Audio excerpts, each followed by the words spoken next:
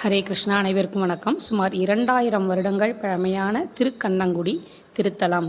திருமங்கை ஆழ்வாரால் மங்களாசாசனம் செய்யப்பட்ட இந்த திருத்தலம் அவர் திருவரங்க திருப்பணிக்காக நாகையில் களவு செய்து கொண்டு வரும்போது இரவில் தங்கிய திருத்தலம் என்னும் சிறப்புடையதாகும். தமிழ்நாட்டின் தஞ்சை மாவட்டத்தில் நாகப்பட்டினத்தில் இருந்து திருவாரூர் செல்லும் நெடுஞ்சாலையில் உள்ள ஆழியூர் என்ற இடத்திலிருந்து 1 கிலோமீட்டர் தொலைவில் உள்ளது திருக்கண்ணங்குடி ஸ்ரீ லோகநாத பெருமாள் திருக்கோவில்.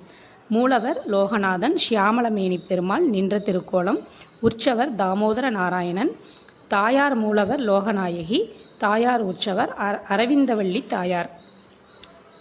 இங்கு வந்து தரிசனம் பெற்றவர்கள் பிரம்மா, கௌதமர், உபரிசரவரசு, வசிஷ்டர், பிருகு முனிவர், திருமங்கையாழ்வார் ஆகியோர்.